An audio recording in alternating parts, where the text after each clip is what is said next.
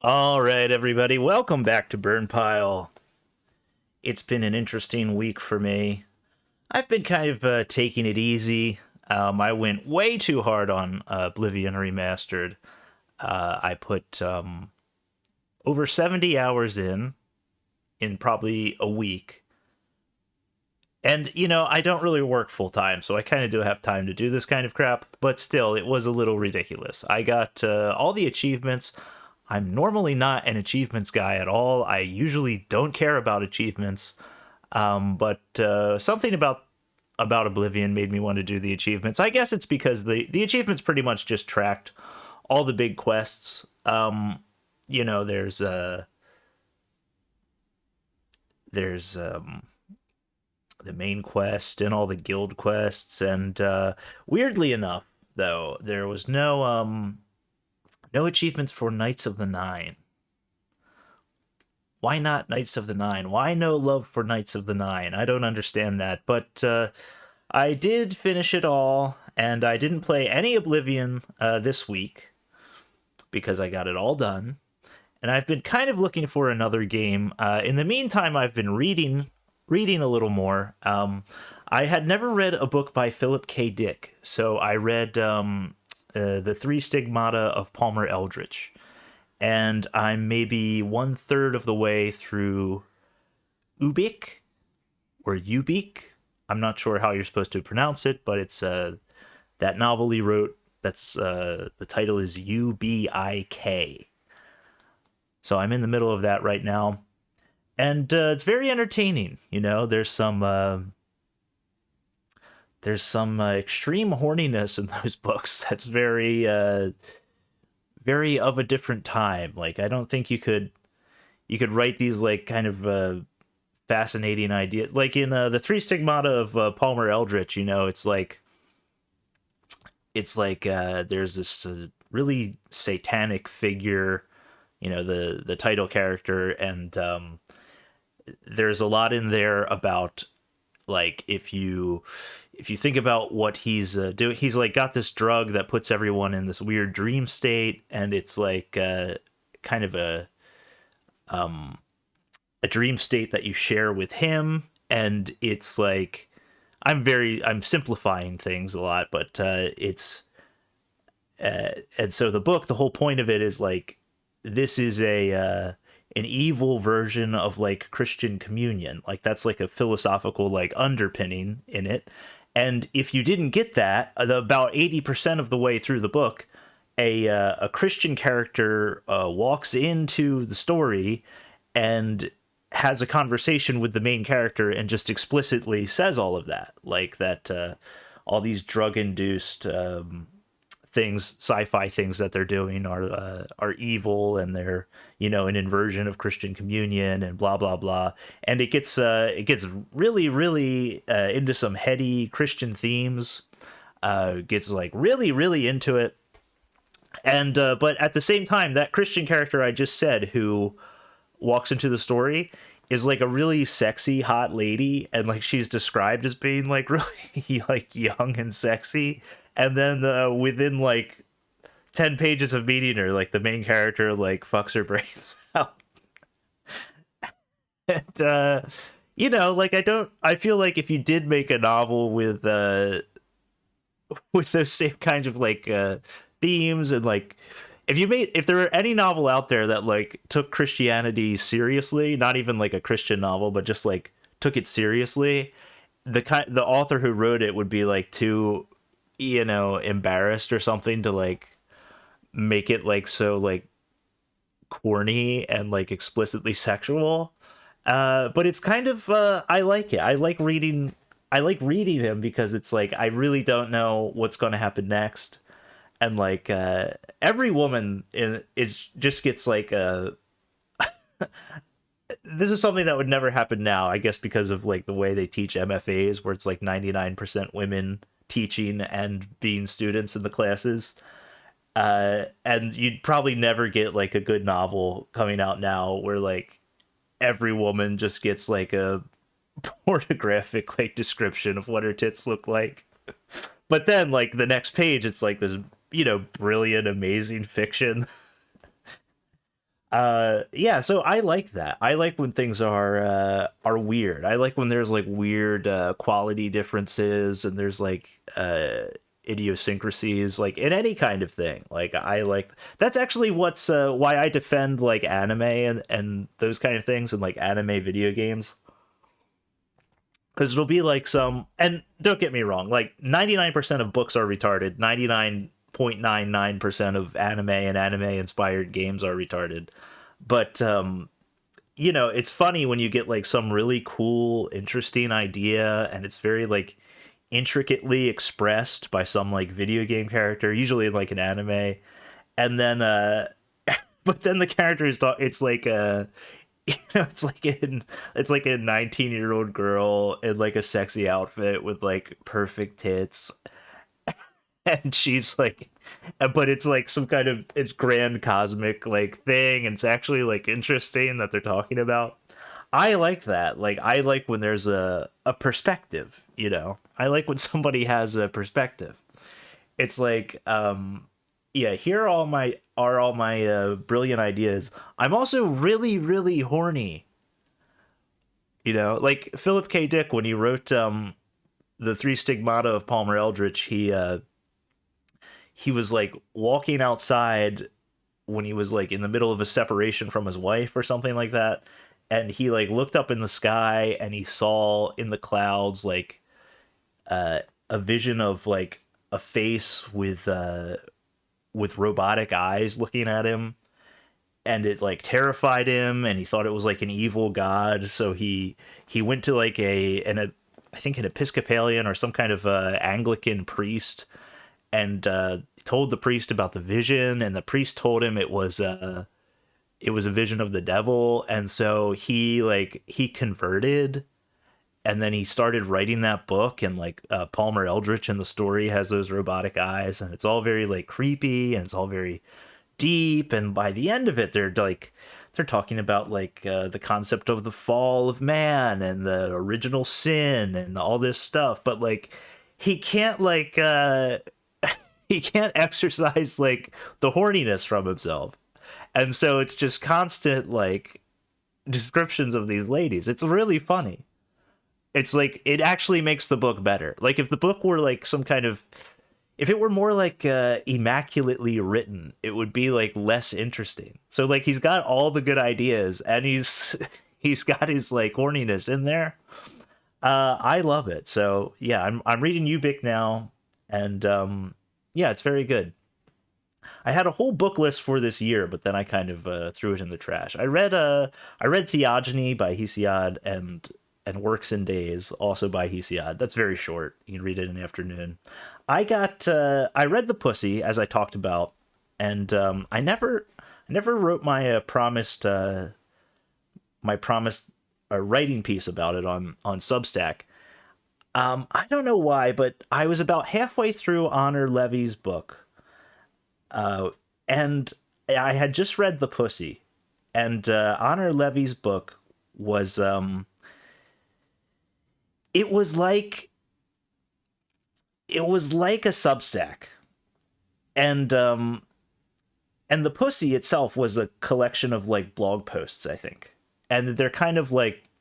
I mean, I'm retarded. I don't know what I'm talking about. I'm actually not a huge reader. I'm not as well read as you might think I am from listening to me talk sometimes. But I like they have this thing where it's like a fictionalized like version of their lives, in these like bite-sized little bits, and I just see so much of that. And so I liked The Pussy. It was really good. I would recommend reading it.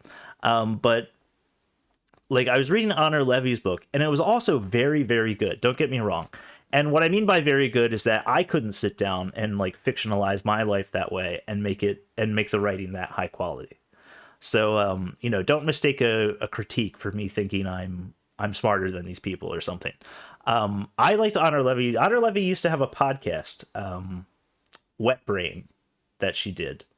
And it was okay. I used to listen to that. So it was cool to see that she got a book and not just some self-published thing like The Pussy, but she got it like a real publishing deal. She got reviewed in the New York Times, and got interviewed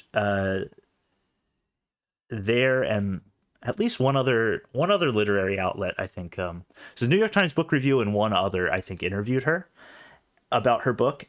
But her book was the same thing. So I got about halfway through it, and having just finished The Pussy, I just didn't want to finish it because it was the same exact thing. It was like this kind of hyper online, very modern, like I think maybe I'm misusing this word, but like auto fiction, like just a fictionalized account of like little vignettes from her life. And it was fine. It was good. I think those books should be published, and I hope that there are more publishing deals because that is what people are writing and reading. But I kind of wished that she would take those feelings that she had and she would take her, her really strong writing ability, and I wish that she would make characters who aren't her, who would react differently than she did, and she would make a novel, right? Like, do the harder thing. And I know why she doesn't do that. It's because when you have a high verbal IQ and you're a good writer, and these things that are interesting have happened to you, and you've already had all these interesting thoughts, you can kind of sit down and bang these out. That's why they feel like blogs. Bang these little vignettes out. Whereas a novel, obviously you've got to sit and kind of plot it out. And there's a big risk that you could completely fall on your ass. And even though you're a smart person who's had these good ideas, the novel could suck. And so she doesn't do that. And that's why, I hope that she does that later. Like, I hope she takes a big risk and she writes a novel. Now, Delicious Tacos did write at least one novel, I think. Finally, some good news, and I guess I'm going to give that a read. I think I'll read that at some point. But I was about halfway through Honor Levy's book, and I just dropped it, and I didn't pick up anything until reading Philip K. Dick, which I started maybe a couple weeks ago. And but yeah, fuck books. Books are gay. I need another video game. I'm not sure. There's that new. There's a remastered Tactics Ogre. Now, Tactics Ogre, I knew it as a PlayStation game. I think it was actually on the Super Nintendo back in the day, but I didn't know about that. It's too little. But it's a strategy game. Apparently, there's like more than 100 hours of gameplay in it, and there's different like branching paths. But I don't know. It's $25. It's like how much remastering did they do? Did they deserve $25 from me? Why don't I just emulate it? I also, I've been thinking about Redwall recently. I got Redwall on the brain. Redwall were books I read when I was like 8 and 9 and 10 about mice who kill each other with swords. And there's an official Redwall video game that looks like it sucks my ass. Looks really bad. But then there's like some clearly Redwall inspired games about like mice with swords killing each other. And I think maybe I'll get one of those. They still want like $25 for the one I saw, but it looks like on one of those shady CD key sites, you can get a Steam key for about $6. And that's more like what I want to pay. Tactics Ogre is $50 and not available on key sites for cheaper, but it's on Steam sale right now for $25. That's a little bit much. That's a little much. I might have to just pirate more books if we can't figure this out, people. Okay? I might have to pirate more Books. All right. That's enough about me and my gay life. Let's get into the news. I'm not sure where to start. We've got some interesting stuff. Let's start with Prince Harry. Okay?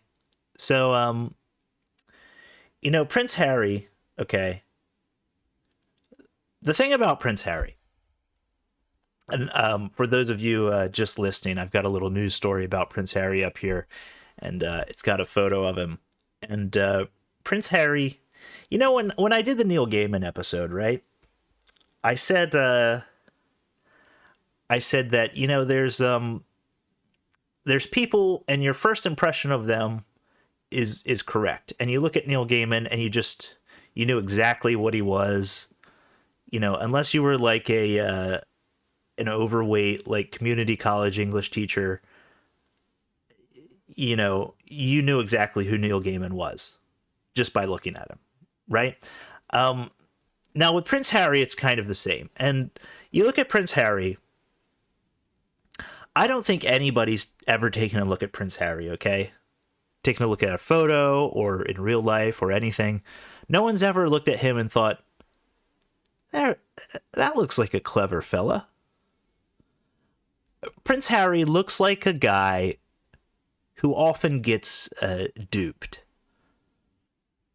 And I'm talking purely about physical appearance right here. I'm talking about purely what his face looks like. And he's a handsome guy. Don't get me wrong.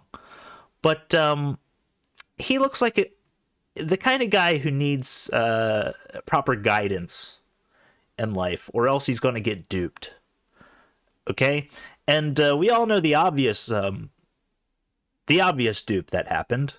There's this really pretty mulatto lady that he married, Meghan Markle. And now casual listeners of this show would say, well, this is a disgusting and racist show, and obviously Wizard Cat hates Meghan Markle and is going to say mean things about her. But the real burn pile heads out there will know that I would love Meghan Markle. You know that we always love girls of various races here. We always push back on the idea that they're not attractive. We always defend them, and we're very, very open-minded about miscegenation. We always have been. Okay, so I'm just saying, this girl is like a quarter black or whatever. She's real sexy. She's real hot. She came in and she duped this guy. He got duped.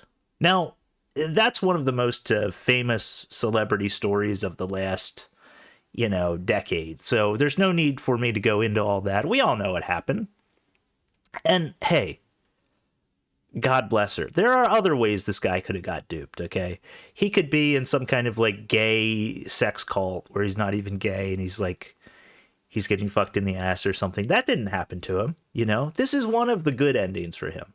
Now, he did have to betray his family, but now look, this is my problem with the I guess, you can't choose your internet. Like, unfortunately, everybody from the whole world is there. I would have only Americans on my internet. Unfortunately, I've got, British conservatives who I guess are on my side somehow. And they really like the royal family and don't like good, sweet mulatto American girl Meghan Markle. And, they're supposed to be like my peers in in right-wing circles or something. And from their perspective, their retarded perspective, Prince Harry kind of betrayed his family. But didn't his family have his mother murdered? I mean, wouldn't you say that the betrayal started there? When his grandma or whatever ordered his his mother to be murdered. That whole like whatever it was, the fake car accident or whatever, they were like embarrassed she was going to marry an Arab guy. So they like had her killed, and everybody stood around taking photos of it. I would call that the first betrayal, and I would say that anything he does after that is fair game. Any Commonwealth listeners, feel free to share your opinion in the comments, but I can't exactly go along with you in that. This guy is so gullible that he was like a normal member of his family up until Megan took him away. He was like, oh, she died in a car accident. I mean, he's a retard. Like, he doesn't even get to be king because that's his older brother. Like, he's nothing. He sucks, and he's just taking it. Okay, but okay, he's a guy who gets duped a lot. All right, he gets duped, and God bless him. You know, he's pumping out 1/8 black babies with his sexy mulatto wife, and God bless him. You know. And God bless her. Of course, she had that whole cringy Netflix series. She's, she's engaged with the worst people in the world, making Netflix things and just being a retard. But hey, you know what? Whatever. Live and let live. That's fine. But here's a sort of a less publicized a way that he's been duped. This one made me laugh quite a bit. The New York Post. Charity linked to Prince Harry admits to human rights abuse after damning investigation. A charity with ties to Prince Harry has owned up to multiple human rights abuses carried out by its park rangers. African Parks, a nonprofit conservation organization that had the Duke of Sussex as its president from 2017 until 2023, admitted to several violations that took place in the Odzala Kokua National Park. A damning investigation published earlier this year exposed myriad of abuses. Come on, New York Post. I think it should be a myriad of abuses, but let's go on. A myriad of abuses against indigenous people in the Republic of Congo, including rape and torture. It's called African Parks, love. And what they do is they protect the parks. They made me the president. He's so retarded. He's what like African dictator's lackey got in like an elevator with him. I like anybody could talk him into anything in like 5 minutes is what I think. That's the impression that I have of him. It's unbelievable, honestly. It's insane. Following an in-depth review, London-based law firm Omnia Strategy, blah, blah, blah. The charity, for its part, formally acknowledged the findings, saying that, quote, in some incidents, human rights abuses have occurred. That's awesome. I would love to be...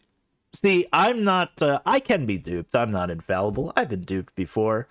But I'm more of a go-alonger. Like, I more go along with things. I'm more like... I'm not like Prince Harry, where I make this horrible mistake and become the president of these rapists and murderers and torturers. But I'm more like... they would, like, hire me to be, like, the spokesman. And they're going to be like, listen... It's going to be a little rough. There's going to be some findings coming out, and we need you to just gently acknowledge what happened. In some incidents, human rights abuses have occurred. Now that I'll acknowledge, okay? But you know what else occurred? A lot of park protection, all right?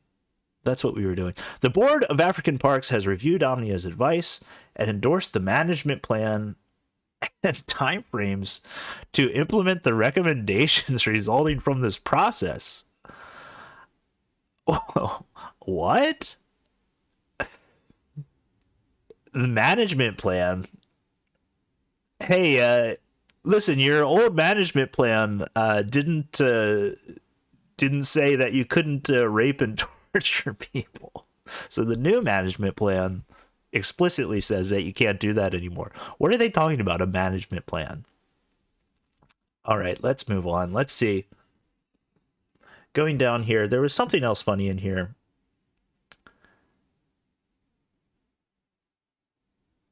Okay, we got a picture of Prince Harry with what could be his own children.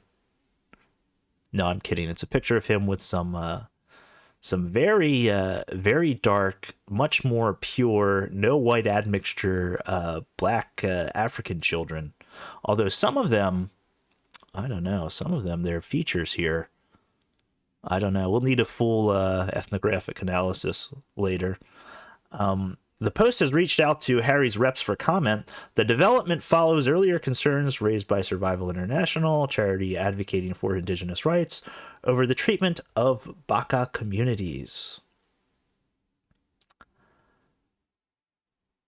All right, there's a picture of him with the president of Rwanda. Which, okay, here's another way to get duped. If any if you're a public figure and any African leader of any kind asks for a picture with you, you just say no because you have no idea what the hell's going on and what's going to come out later. Um,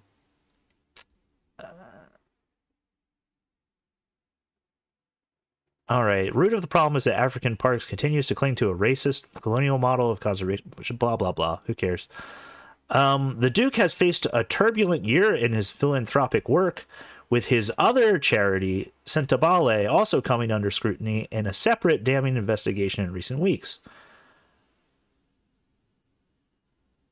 Let's see. Anything interesting here? Talking about Sentabale, which is some charity I don't know anything about. Not interesting to me. Okay. This was what was funny to me. They're talking to a trustee of the organization. I think this might have been the other one that had similar problems, but the trustee, who became leader of the organization in 2023, also claimed Harry had tried to use the charity as, quote, an extension of the Sussex PR machine to support his wife's public image. That made me laugh a lot. I mean, you want to talk about a gullible. Like, she is this, Meghan Markle is this, this shark, this, like, demon from hell, like, cutting these Netflix deals and like emotionally extorting like entire countries. She's like a witch with glowing eyes with like you know, entire continents like under her gaze and everything. And then Harry's like, I've got an idea to help with PR. It's called African Parks. It's gonna help with our PR. Like, he's so stupid. What could he possibly do to help? There's nothing. He's nothing. He's nobody. Like, there's the royal family and there's his wife. And these are two, they might as well be like when you read like the Iliad and like there's people like fighting on the ground, but like up in the sky there's like the gods are having their own kinds of like conflicts and, you know, debates and struggles and everything. Like up in the sky, it's like Meghan Markle, a demon witch, versus the royal family. And it's like, and he's, you know, he's not giving his proper sacrifices to the gods down where he is. He thinks he can do something, and he ends up president of the Rape and Torture Commission at some African parks thing. Okay, well, let's move on a little bit. Let's get more into our bread and butter of the pod. What we've all been waiting for, a story like this. There's a sort of an open source, I don't know how they describe themselves. They're like an open source intelligence group. So they're like an intelligence group, but instead of being like accountable to a you know, to a government, a nice Western government, they'll do like the West's like dirty work, but they're getting like private funding, which is probably coming from like NGOs, which are probably getting their funding from taxpayers all over the Western world. But yeah, it's called Bellingcat. It's an open investigation type thing. It's called like open intelligence or whatever. It's all very shadowy and very bad, but the media will portray them as like the good guys because they're like they're investigative journalists making use of open source intelligence, and they're doing all these good things, right? But our friends at Russia Today don't buy any of that, and they're always looking to make Bellingcat look bad. And boy, have they got a story for us, okay? So this is RT.com, formerly Russia Today. Ex-Bellingcat operative killed himself after being exposed as pedophile. The former child porn researcher had subjected his daughter to years of sexual abuse. All right, you're at a party, saying hello to the people you meet. Hey, what do you do? Oh, I'm a school teacher. Oh, really? And your wife, what does she do? Oh, she's a secretary down at. Oh, hey, and you, nice to meet you. So, what business are you in? Oh, I'm in tech sales and blah blah blah. Oh, hey, and you, what do you do? Oh, me, I'm a researcher. I do research. Oh, are you in academia? Are you in the sciences? Or no, it's more of it's like it's a kind of like research into criminals. It's like, oh, you're in law enforcement. My brother Ted is a state police officer. You're what? I'm sorry, you're an investigator. You said you're a researcher. What kind of thing is that? It's not academia. It's not law. Well,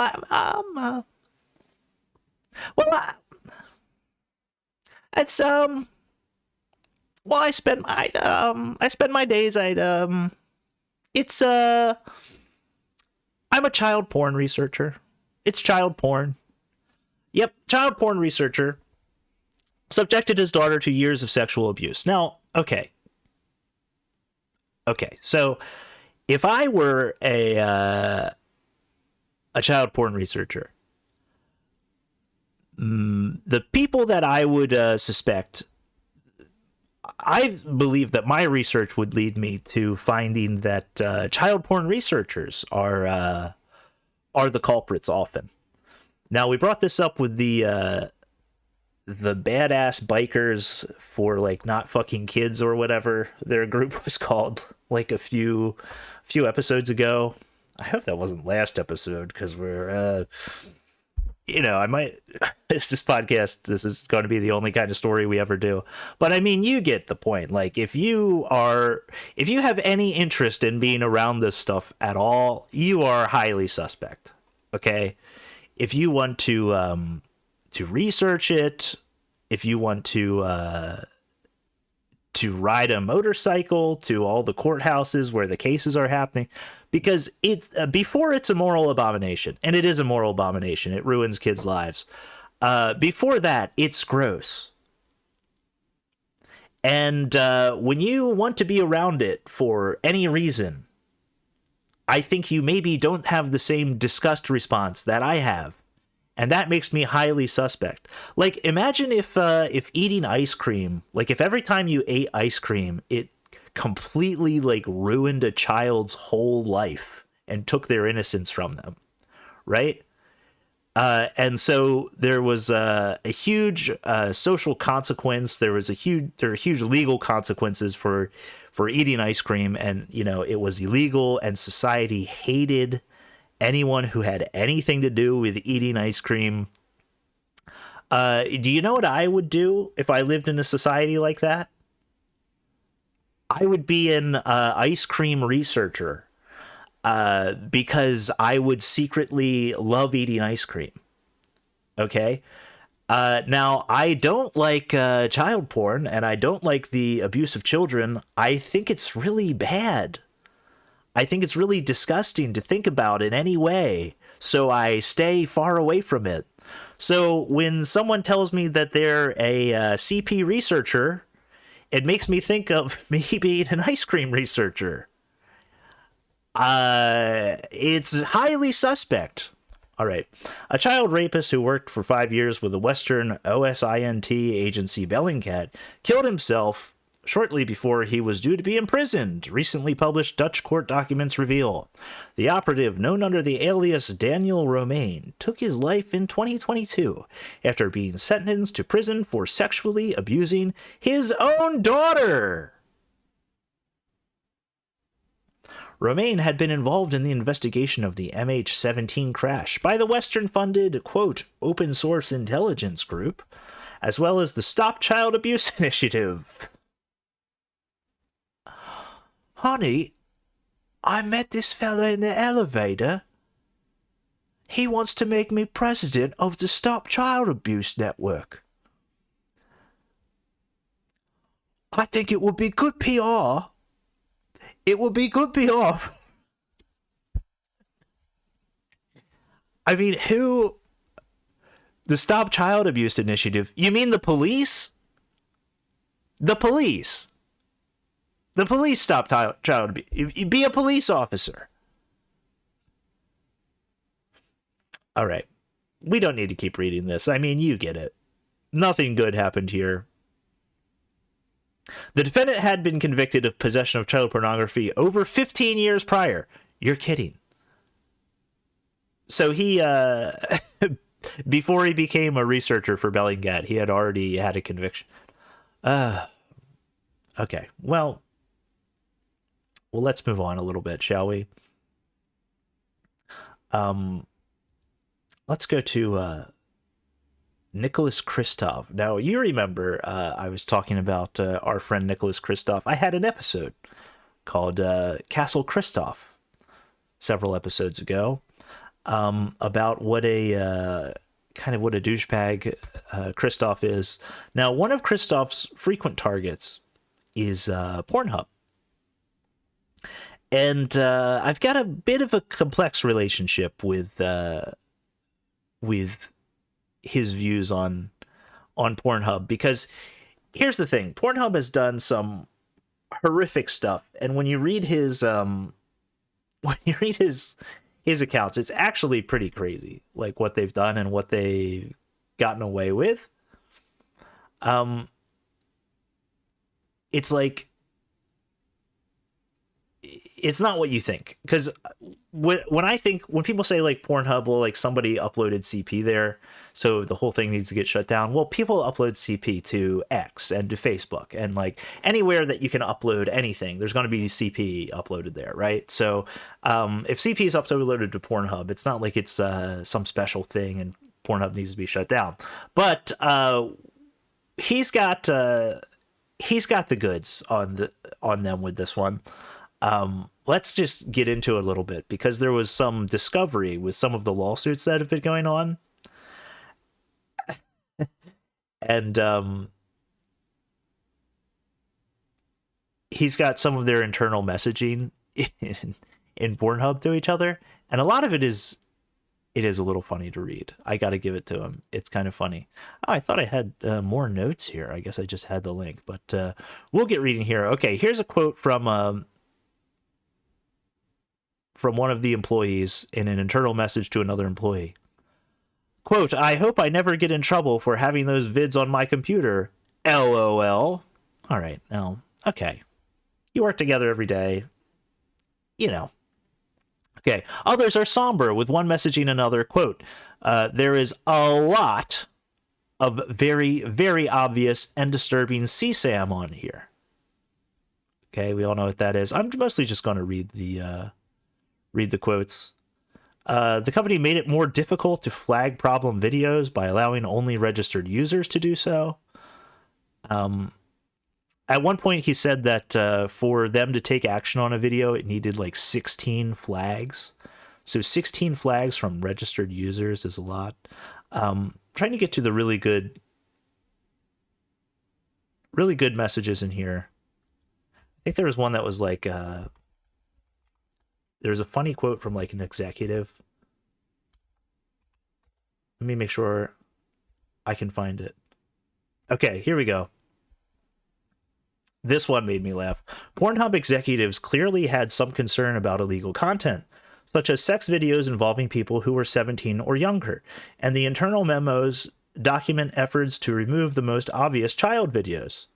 Now, in parentheses, one staff member said, quote, obvious problems would be, quote, 3-year-old.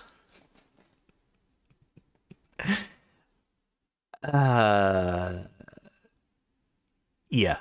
That's really funny to me. Like, I've been in companies where we use Slack a lot, and the companies where I was working, they were all like video game companies. So we're talking about like, it's Slack, so you're not supposed to like make really like off-color jokes, but we're just like joking about stupid video games and stuff.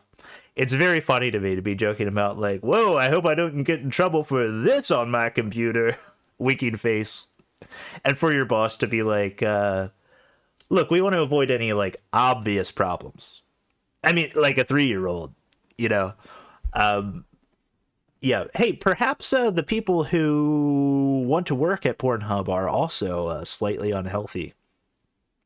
Not as much as those who want to be researchers, but so anyway, he's got a whole long thing. I mean, he's mostly right about this. They have like,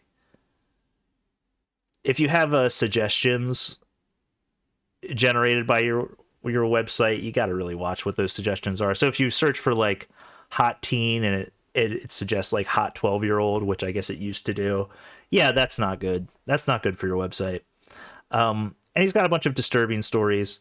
Now, here's where I get a little sketched out, and here's where he's wrong, because he, in another article he wrote maybe 5 years ago, I think 2020, he was writing about like there was some group that was trying to pressure like Visa and MasterCard to not do like payment processing for Pornhub. And that really sketches me out. Like, that sketches me out worse than anything, because you need, like, okay, if a judge says what they're doing, what they're basically a child porn site, it all has to be shut down, then of course Visa and MasterCard and everyone are going to block it. But if they're like still defending it, and like they a judge hasn't declared them like guilty yet, and they're like, they're doing enhanced moderation, like, it may be that in this case Pornhub shouldn't have access to payment processing, but like, we're supposed to have due process, right? Like, you can still access Pornhub because it can still operate in the United States, because the government hasn't shut it down, because they're still working out all their legal issues. And I really don't like the idea that you can do an end run around all of that and just go to Visa and MasterCard and say, we're putting political pressure on you, stop working with them. And my problem with that is because how else are you going to pay for things online? Like, yeah, you can use Bitcoin and stuff, but a lot of people aren't going to do that. That was kind of my hope for cryptocurrency. I remember reading that story like 5 years ago. And I think that's when like Pornhub stopped accepting like payments that were like non-crypto. And it was this huge change, and everything changed. And it was like, okay, like maybe we'll be able to avoid these political pressure campaigns, because you see all that happen with like Black Lives Matter and everything like that. It's like, where does it stop? Like, it starts with something like most people are going to agree with. Like, when you tell people a story of like a 15-year-old girl having her life ruined, like a video of her rape being on Pornhub and everybody hating her, like that's in this Christoph story. When you show people that story and then you say Pornhub is an evil company, like their payment processing systems need to be shut down, like 99% of people are going to agree with you, like at least publicly, right? But as soon as you open that door, it's going to be like, it's never going to close. And it's going to be like, hey, this pizza place wouldn't put up a Black Lives Matter sign, and the guy said he's like a proud white American. Don't you think his payment should be shut down? He should have to be a cash only. Like, where's it going to end? It's not going to end with Pornhub. And that's why it should be the courts who decide. Like, Visa and MasterCard should have a policy that they don't block people for, unless the government tells them that they have to. That's the way it should be, because it has to go through the courts. So as evil as Pornhub might be, like, you can't just do an end run around the law and like shut down their whole business by, or else, because if you have it so Visa can shut down Pornhub and can shut down any online business as soon as there's political pressure, then why do we have a government? Visa is our government now. Visa is our government, and if you get an activist group together and you petition Visa, you can rule through, by extension, through Visa. It's so dangerous, and it's so bad, and it's it's fucked up, because they're going to start with like a target that everyone is going to be against, which is going to be Pornhub. But that's my view on it anyway. And I hate Christoph, but he is right to be morally outraged about the things he's writing about here. All right, let's move on. Let's get into Facebook now. Facebook has been up to some pretty funny stuff that made me laugh. There's a new book out about Facebook. Speaking of targeting, targeting vulnerable young women, Facebook's doing it in a, more wholesome way, I guess you'd say. This is from Futurism, futurism.com. Facebook allegedly detected when teen girls deleted selfies so it could serve them beauty ads. Quote, "This is what puts money in all our pockets." That's kind of adorable. That's kind of funny. I kind of like that. Let's get into some funny quotes here, because there's a new book written by a Facebook insider. Okay, a recent tell-all book by former Facebook insider Sarah Wynne Williams, titled "Careless People," is blowing the lid on the sheer depravity of the social media giant's targeting machine. Wynne Williams worked at Facebook, which subsequently changed its name to Meta a few years back, from 2011 to 2017, eventually rising to the role of public policy director. As early as 2017, Wynne Williams writes, Facebook was exploring ways to expand its ad targeting abilities to 13 to 17-year-olds across Facebook and Instagram, a decidedly vulnerable group, often in the throes of adolescent image and social crises.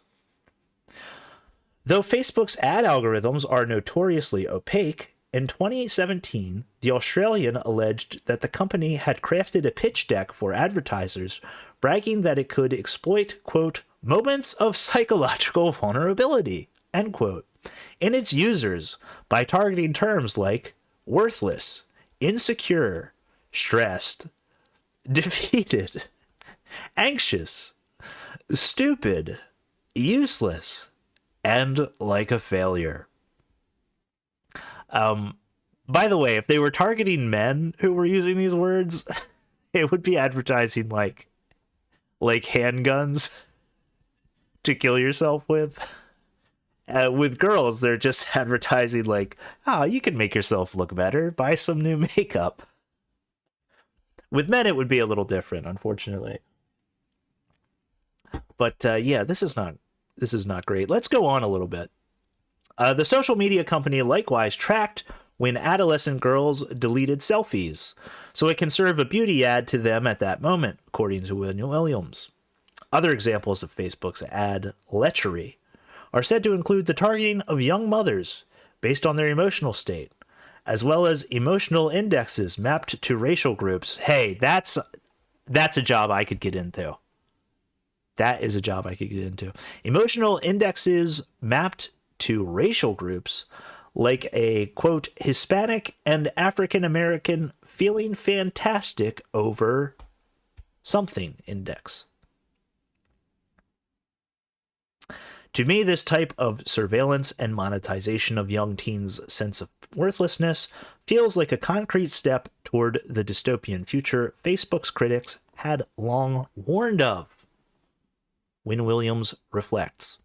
All right, well, look, if I were at Facebook, I'd be like, hey, we're not showing videos of the kids getting fucked, okay?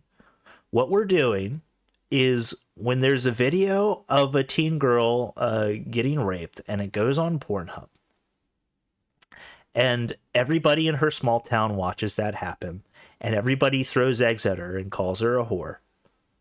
When she goes on Instagram to vent about that, we're going to give her makeup ads so that we can say, hey, they're making fun of you because you don't look hot enough in that video. Okay? You could look a little bit better. All right? This is, that's the economy, everybody. By the way, if you don't participate in this tech economy, you're less than worthless. If you have a job where you work with your hands, people think that you're a piece of shit. These are the masters of the universe. This is who we're all supposed to look up to. But hey, look, there are some cultures are better than others, right? So we've had quite a little cultural tour. Had quite a cultural tour this episode. We got into the royal family. We got into American hot mulatto girl culture a little bit. I think I fucked something up here. Hold on, I got to make an adjustment. Some technical difficulties here. There we go. Okay. Yeah, we got into some interesting stuff, okay? Lots of interesting it's a big world is what I'm saying. It's a big world. Some cultures are better than others. Semitic business culture, like the descendants of Shem. You know Noah's son Shem in the Bible? Noah's son was Shem, and in medieval times, they thought that the people who lived in the Middle East and the Arabs and the Jews, that they were descended from Shem. In medieval times, they started calling them the Shemites. So if you think when you're comparing cultures, perhaps the cultures at Facebook and at Pornhub, they're led by Shemites, by descendants of Shem. Yeah, perhaps that's one culture that you might have an opinion about, that you might feel is superior or inferior in some way. Materially superior, morally inferior to some other culture. A person could draw a conclusion like that. A person could. Now let's go to a more exotic culture. Okay, a person might say, a mulatto 1/4 black American girl is more sophisticated, more engaged with the social, the minutia of social control than a ginger boy with an 85 IQ from a royal British family, from that culture.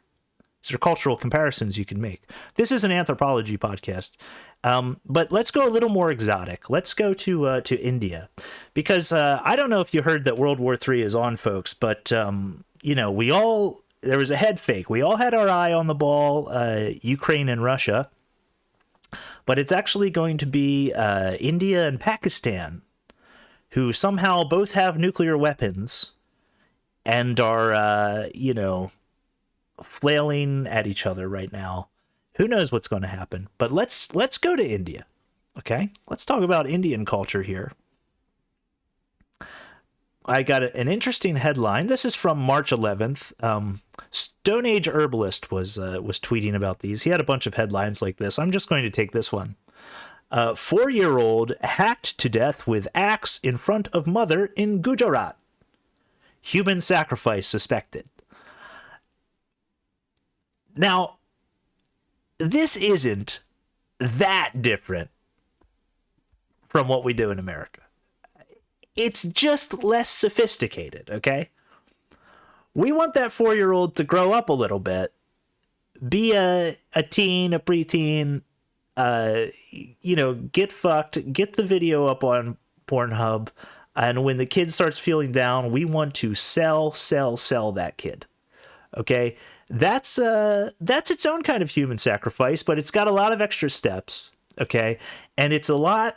Here's what it is: the American way of doing it. It puts food on the table for a lot of families. It's much more economically sound. Okay, this is why the U.S. is superior to India. Um, we let the 4-year-old grow up. We don't, we're not doing a human sacrifice to gods other than Moloch. Moloch demands his sacrifices in a much more sophisticated way, and so we do it in such a way that it feeds a lot of families. Okay, it generates a lot of value for shareholders the way that we do it. Okay, so anyway, let's read on here. Vadodora, a 4-year-old girl, was allegedly hacked to death with an axe in front of her mother in what police say is a case of human sacrifice in the tribal-dominated Chhota Udaipur district on Monday. Police arrested a 42-year-old man named Lalo Himat Tadvi. These names, I fucking can't. For the killing of Rita Tadvi, who died on the spot. This seems to be a case of human sacrifice. Rita's mother, Jyoti Tadvi, told us that after killing her daughter, Lalo collected blood from her throat and put it on the stairs of the small temple in his house. The killing happened so suddenly that Jyoti didn't have time to react. Well, anybody have a small temple in their house? Does anybody keep one? I like if the rabbis who run Pornhub, if they had a small temple in their house and they just occasionally I'm not going to.